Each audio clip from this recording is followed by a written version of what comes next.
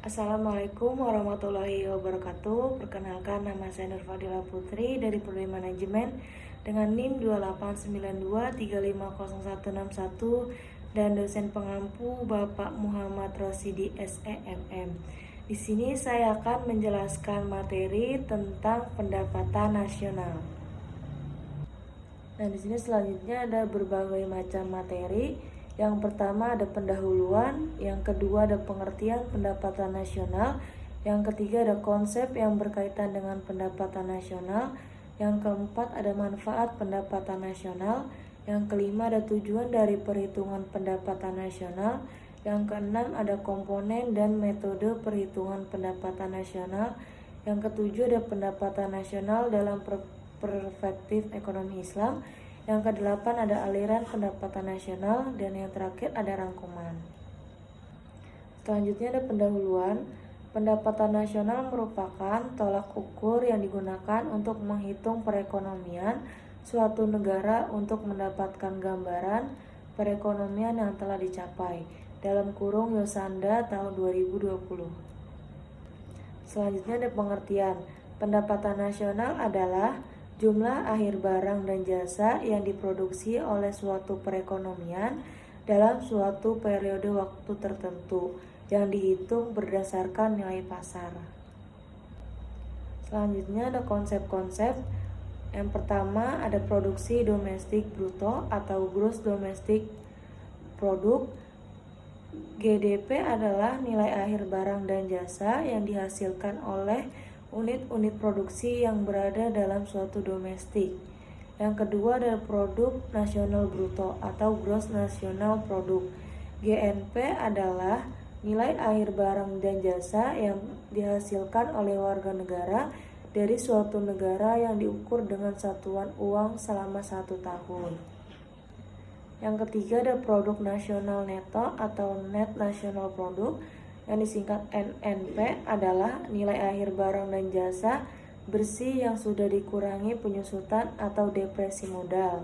Yang keempat ada pendapatan nasional neto atau net national income, yang disingkat NNI adalah keseluruhan pendapatan atau balas jasa yang dihasilkan oleh pemilik faktor produksi.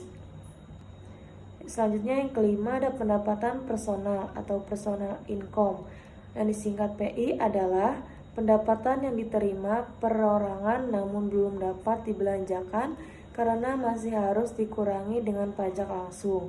Yang keenam ada pendapatan disposable atau disposable income, yang disingkat DI adalah pendapatan personal yang sudah siap dibelanjakan karena sudah dikurangi dengan pajak langsung.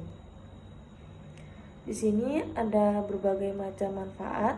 Yang pertama, untuk mengukur laju pertumbuhan ekonomi nasional. Dengan adanya data pendapatan nasional, negara bisa tahu apakah ada peningkatan dari laju pertumbuhan ekonomi negara dari tahun ke tahun, mengalami kemajuan atau kemunduran. Yang kedua, untuk membandingkan kemajuan perekonomian antar negara. Nah, dari sini bisa dilihat mana saja negara yang masuk kategori negara maju dan berkembang. Semakin tinggi pendapatan nasionalnya, berarti negara tersebut semakin maju. Yang ketiga, untuk mengetahui struktur perekonomian suatu negara, kita bisa lihat suatu negara mendapatkan pendapatan paling tinggi dari sektor mana, apakah pertanian atau industri. Selanjutnya yang keempat, menjadi landasan perumusan kebijakan pemerintah.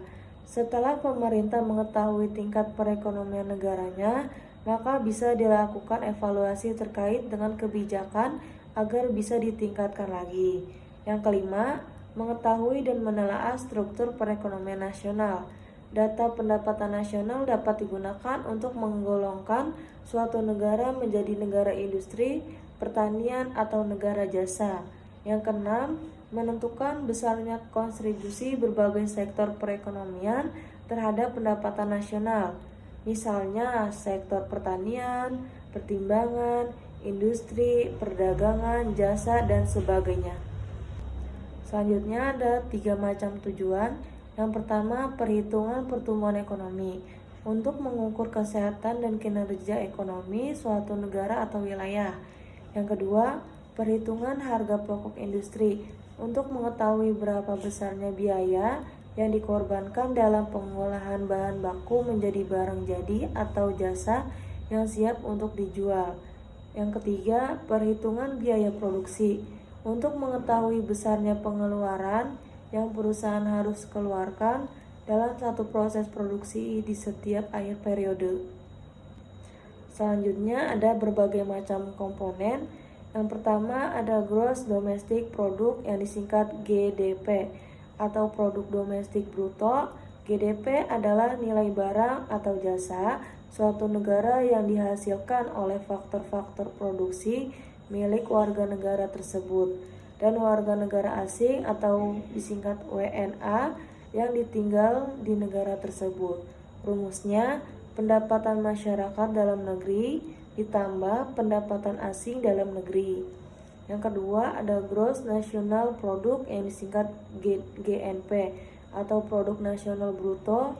GNP adalah nilai barang dan jasa yang dihasilkan oleh faktor-faktor produksi warga negara yang ditinggal di dalam negeri maupun di luar negeri, namun tidak termaksud WNA di negara tersebut.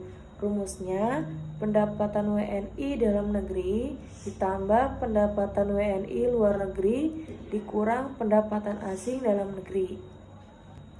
Yang ketiga ada Net National Income yang disingkat NNI. NNI adalah nilai barang yang di dalamnya terdapat nilai penyusutan karena harus mengganti barang modal yang sudah asing atau ada penambahan stok. Rumusnya, GNP dikurang depresiasi, buka kurung, penyusutan barang modal. Yang keempat ada Net National Income yang disingkat NNI. NNI adalah pendapatan nasional bersih suatu negara atau produk nasional bersih dikurangi pajak tak langsung dengan penambahan subsidi. Rumusnya, NNP dikurang pajak tak langsung ditambah subsidi.